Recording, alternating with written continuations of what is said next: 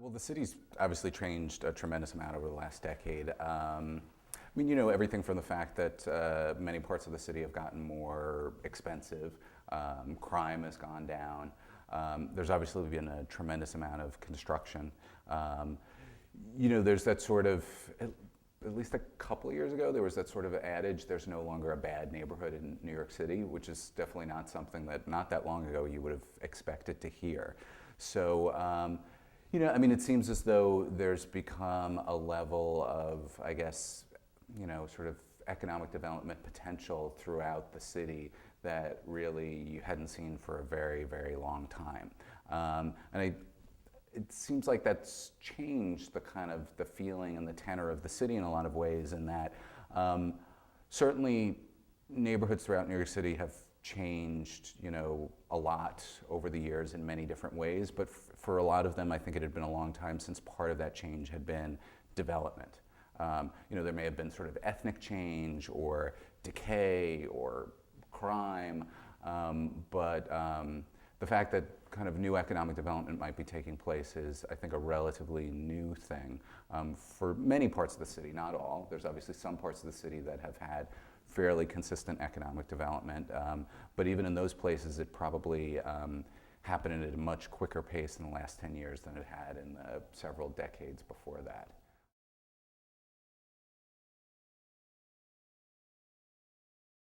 Well, I think that preservation and new development ideally go hand in hand. First of all, let me say that I think that there's no direct contradiction between them at all, although in some cases it can be a more complicated or multi-layered sort of interrelationship between them. You could literally have no new development in the city. You could literally have no new buildings going up in the city, rather, but still have development. I mean, adaptive reuse and sort of things like that really are an enormous source of economic development. I mean, if you look at a neighborhood like Soho and how much it's changed over the years, I mean, in recent years there has been some new construction there, although until just a few years ago there had been almost none. But talk about a neighborhood that's seen a great deal of economic development. Now, that's not to say that I think that there should be no new construction. There obviously should be in a city like New York. But I also think that New York has a big part of what it has going for it is its distinctive character in a lot of ways, and its distinctive qualities, whether it's certain residential neighborhoods or commercial districts or a combination of both. And in those places, or at least in certain places, I think more of an emphasis should be put on preservation, because I think it's actually really a key to economic development. And I think that in a lot of places you want new development that sort of really builds on and taps into the existing character.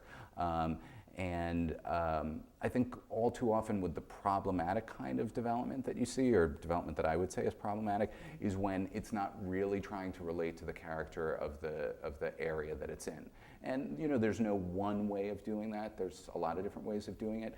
But I think that ultimately the city or the neighborhood benefits most when that's guiding the development that's going on, that there's a recognition of the value of the overall place, and it's trying to sort of contribute to that, not simply a sort of standalone project that seeks to just sort of exploit what it can out of what's around it and get what's good for it.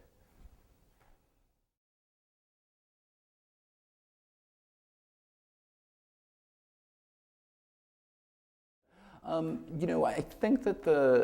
think that the quality of design in the city has gone up in the last 10 years.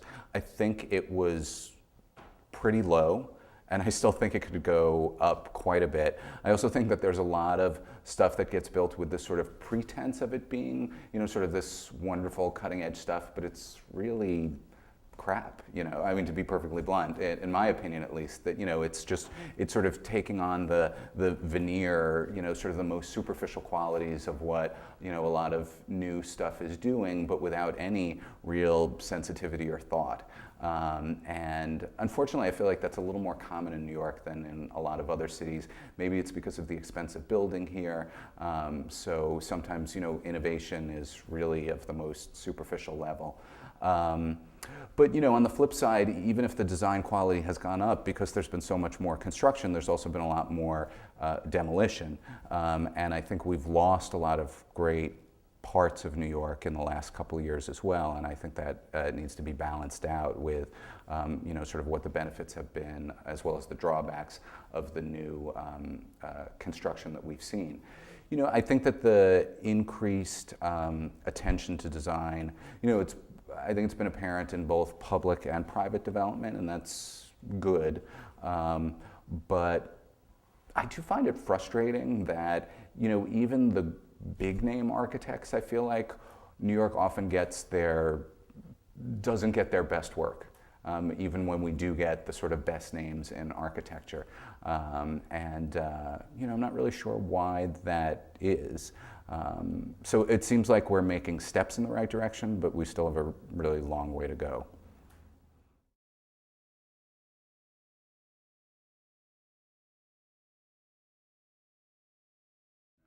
Well, they've clearly had a profound effect on the built environment. Although they've had a profound effect, obviously the sort of underlying current or trend was towards sort of greater pressure for development and greater opportunity for it.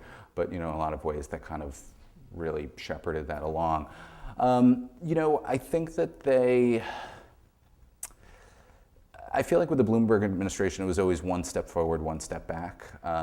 They did do things like extend landmark protections in areas that hadn't been in a long time, and extend contextual zonings in places that hadn't had them, which generally speaking I think are good things, certainly if it's the appropriate location.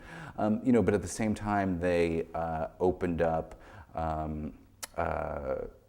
areas to kind of almost a flood of development that probably could have been much more carefully thought through. And there also seemed to be this kind of approach that development was sort of the panacea that was going to make everything great in New York City again. And there was no recognition that we've always had a boom-bust cycle. Clearly that's happened again. And that it might not be so wonderful to put all of your eggs in that basket. They also, a lot of those development rules were really skirted and manipulated and twisted a lot during this administration. Now, whether they were more lax about it than prior administrations, or whether there were just more, because there's so much more development going on, there were more cases of that happening. Somebody with a firmer grasp of things than I could probably address that more fully. But even if it is the latter case, knowing that they were promoting so much development and knowing that so much development was going on, it didn't seem as though they paid as much attention as they should have to making sure that things were being done safely, fairly, that people like Scarano were not, manipulating the system. We had a lot of battles with the Bloomberg administration about interpretation of zoning regulations, allowing things like condo hotels into manufacturing zones that explicitly prohibit residential development. And this was we thought a very Trojan horse way of getting them in there. So, I do want to give credit where credit is due for steps that were taken that had not been previously taken under this administration, but at the same time, it often felt like they were a little too eager to just let the forces of capitalism, sort of have their way with things in the hopes that everything would turn out great. As we all know, that's just not always the case.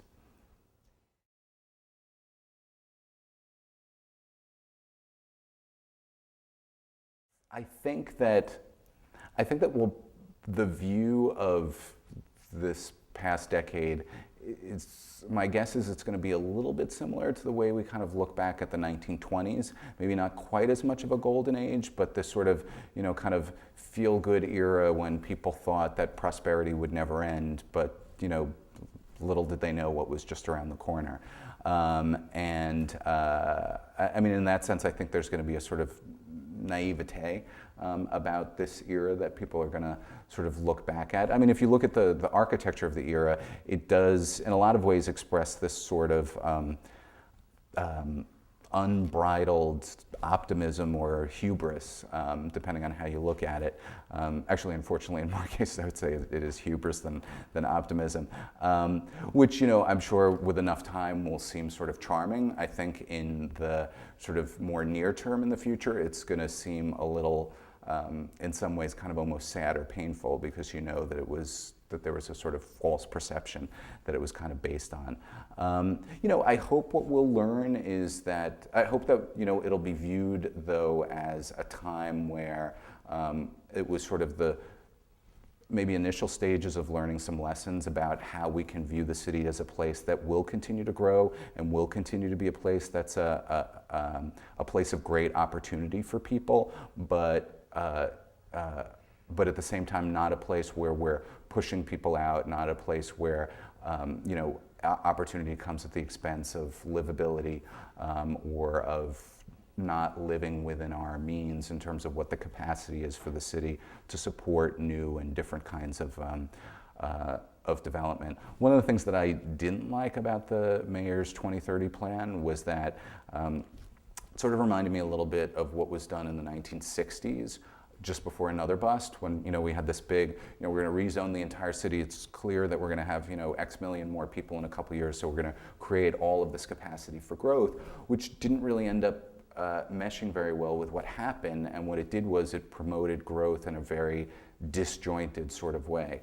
And I think that you know, during this decade, we sort of have this vision of what the city was going to be, as if the conditions on the ground at the time we're just going to continue like that forever. And that's really never the case. So I'm hopeful that there's some good lessons in this decade that we'll learn. And so ultimately, instead of sort of looking back and laughing, hopefully we will say, well, that was the start of our learning something that was very important.